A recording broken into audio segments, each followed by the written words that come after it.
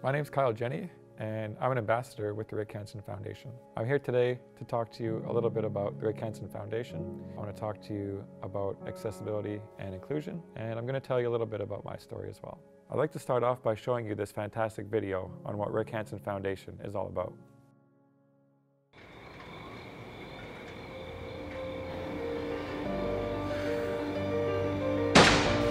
When I was born in Liberia, they said I'd never walk, talk, read, or write.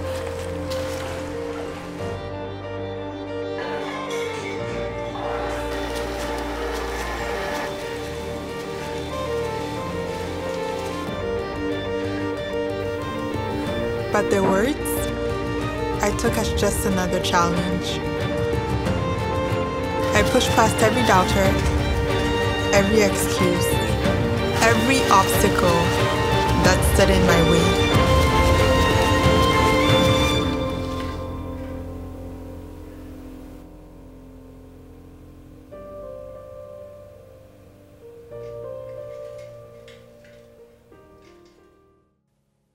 So what did you see in that video? For myself, I saw Djamie having a lot of struggles in her everyday life. She was a little bit frustrated. She was a little bit dejected. At the same time, she was a world championship athlete, and she was going around the world. She was winning medals, and she was going to the Paralympics. She was winning world championships.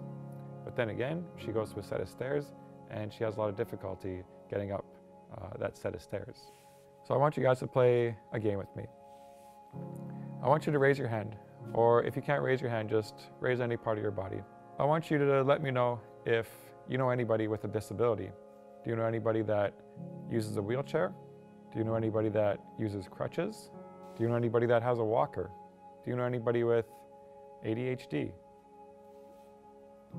I can imagine there's lots of hands up in the audience right now. So we all know somebody with a disability, and someday we might have a disability ourselves. Right now, 1 in 7 Canadians have a disability, and that number is expected to rise to 1 in 5 Canadians by the year 2036. Sometimes people are born with disabilities, and sometimes people acquire disabilities, like myself. So it was May 13th, 2003.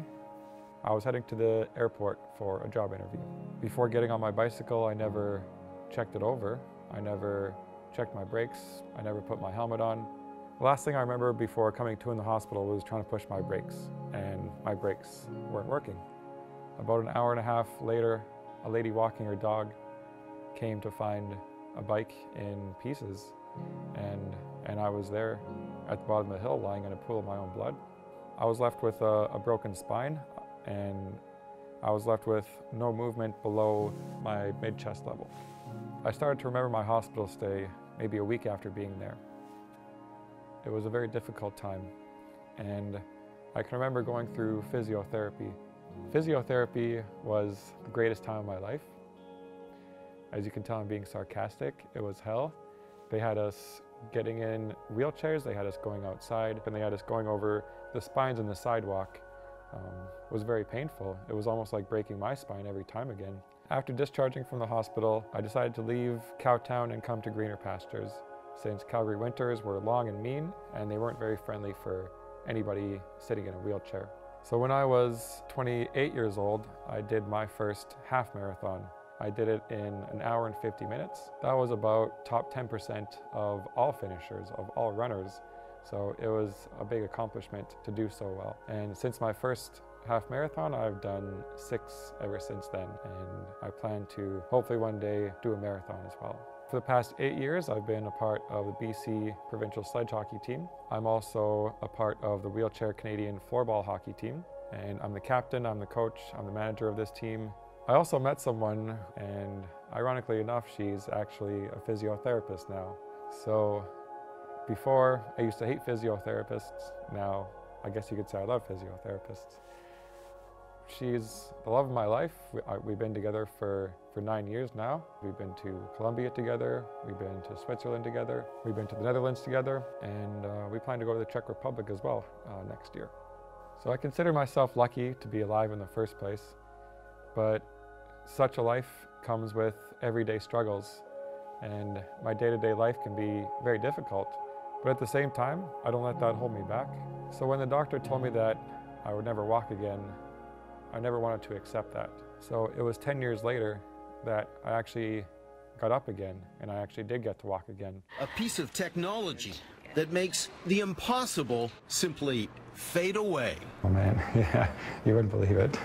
A wearable bionic suit that enables people with even complete paralysis to walk again. Now that you know my story, you know some of the barriers that I face in my everyday life.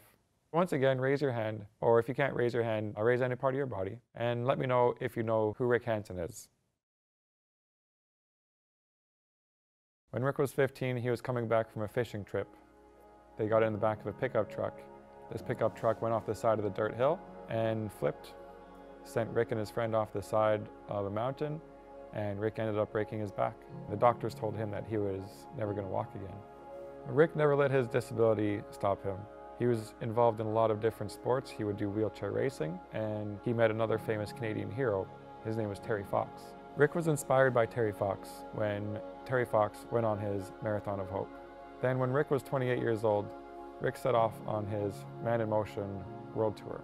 Rick wanted to prove to the world the potential of people with disabilities. So Rick set off in his wheelchair to wheel around the world. So Rick ended up wheeling 40,000 kilometers. He wheeled around 40 countries. It took him 2 years, 2 months, and 2 days.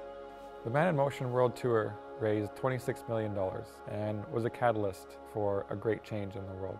When Rick got back from the Man in Motion World Tour, he started the Rick Hansen Foundation. So I want to play a game with you guys. Now I want everybody to think for themselves and see if you can guess 5 things that we can do to this picture to make it more accessible. Now what I came up with is we might need a ramp in the front of this school here. We might need a push button to enter this door. We might need a door handle that is not necessarily a door handle, but something that somebody with less hand function can open. Some of the things in the cafeteria that we might need is a little bit more space. We might need chairs that move back and forth. We might need wider areas so that people with disabilities can get up and down. People with a wheelchair can get in and maybe they can eat lunch with their friends. So I want you to think about something for a minute. Are the desks in your classroom high enough for me to fit my wheelchair underneath? If there are only steps to get in this room, would I be able to come and talk to you guys? Is there a handrail so that visually impaired people can have something to hold on to while they're going up and down the stairs? Are there visual fire alarms in your classroom, in your school, so the deaf people can see that a fire is happening? Does your library have braille books, audiobooks, or screen readers for those that have visual impairments? So what can you do? Well, there's simple things you can do. You can remove barriers, you can remove bags from pathways, keep pathways clear so people can walk freely or people can wheel their wheelchair and not worry about having things in the way. You can get things like lower coat hooks, so maybe people in wheelchairs can put up their coat on one of these coat hooks. The Rick Hansen Foundation wants to create a world where we no longer have to talk about accessibility and inclusion. And I do believe this is possible because of students like you.